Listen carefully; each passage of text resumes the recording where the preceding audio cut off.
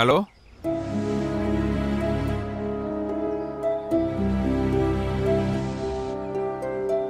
ரவி ரவி என்ன முரளி என்னாச்சு? உன்னை எங்கெல்லாம் தேடுறது? சீக்கிரம் வா. என்ன சொல்லு? முதல்ல கீழே வா சொல்ற.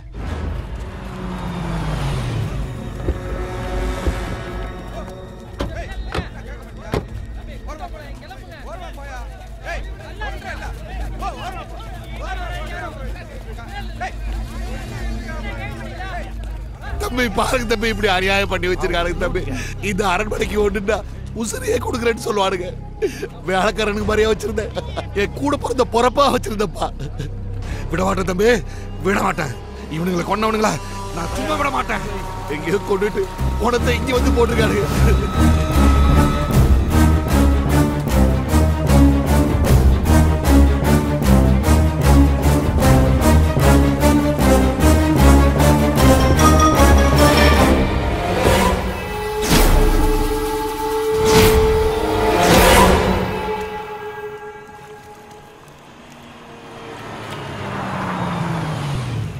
பெரியவர, நேத்து அரண்மனை பக்கம் குறி சொல்ல வந்தது யாரு?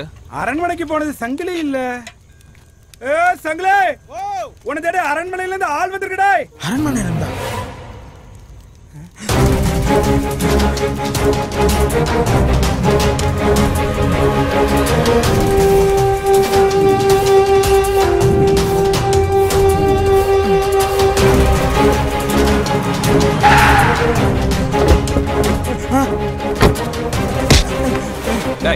ஏடா வர்ற? சார் சார் சார் எனக்கு எது தெரியாது, விட்டுருங்க சார். உண்மையை சொல்லு, அரண்மனையில என்ன பார்த்த? எதுக்காக பயந்து ஓடுன? சார் அந்த அரண்மனையில யாரும் இருக்காதீங்க சார், உடனே காலி பண்ணுங்க சார், இல்லைன்னா எல்லாரும் உயிருக்கு ஆபத்து. என்னையா சொல்ற? அந்த அரண்மனையில ஒருத்தர் உடம்புல ஆவி புகுந்திருக்கு சார். சொக்கம்மா சத்தியமா சொல்றேன், அது என் கண்ணால பார்த்தேன் சார். நேற்று ராத்திரி அரண்மனைக்கு வந்தப்ப பறக்குது இந்த வீட்டு கன்னி பொண்ணுக்கு கல்யாணம் கை கூடி காப்பா பறக்குது தக்கா.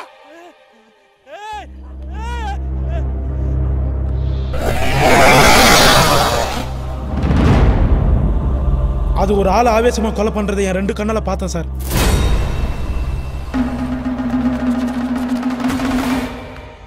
அது யாருன்னு ஒரு நாள் அடையாளம் காட்ட முடியுமா? அது அது கஷ்டம் சார். ஆனா அந்த ஆவி புகுந்து இருக்குது ஒரு பொண்ணோட உடம்புல சார். அது சாதாரண ஆவியா எனக்கு தெரியல சார், ரொம்ப உக்கிரமா இருந்தது. அதோட ஆவேசம் தெரிஞ்ச மாதிரியே தெரியல. வாங்கிங்க சார்.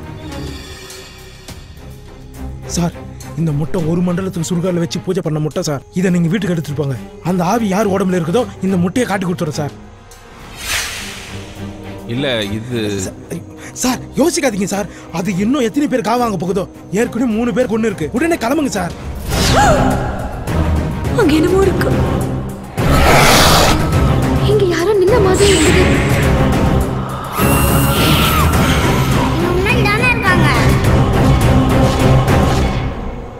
வாங்கிங்க சார். இந்த உலகத்துல நமக்கு மேல நிறைய சக்திங்க இருக்கு, நம்புங்க சார்.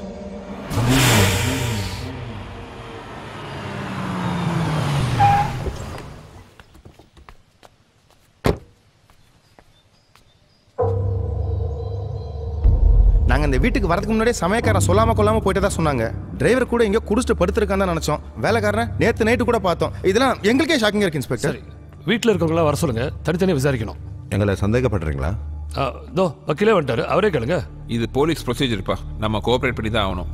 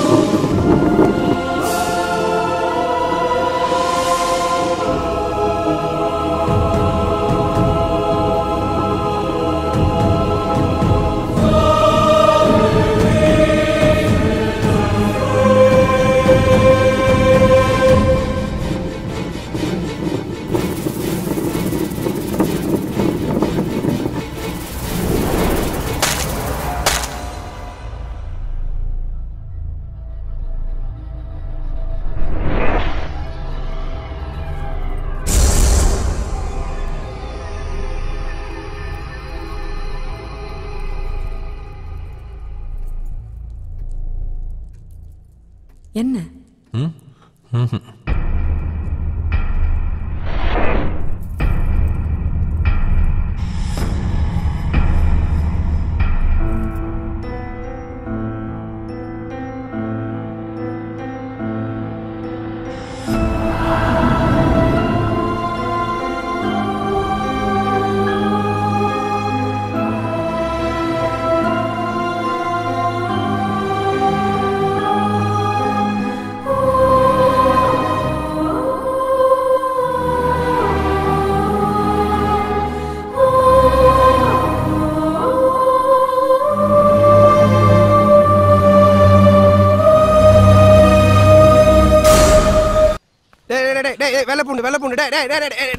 நீல்ரா அழுகு துணில எங்கடா கிளம்பிட்ட?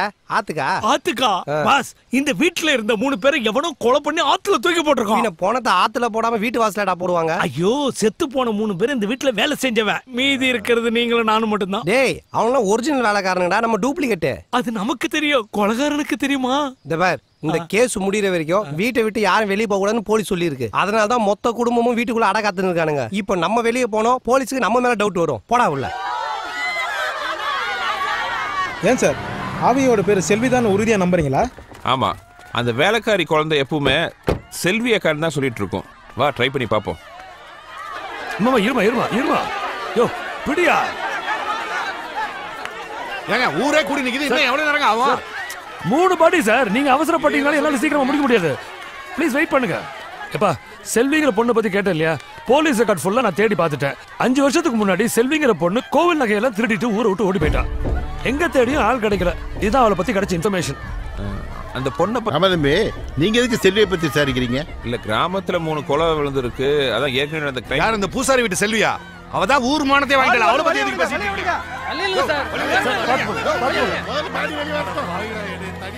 செல்வி ரொம்ப நல்லவ சார். அவங்க சொல்ற மாதிரிலாம் இல்ல. நீங்க இந்த ஊரு பூசாரியோட பொண்ணுதான் நான். செல்வி எங்க வீட்டுல தான் வளர்ந்தா.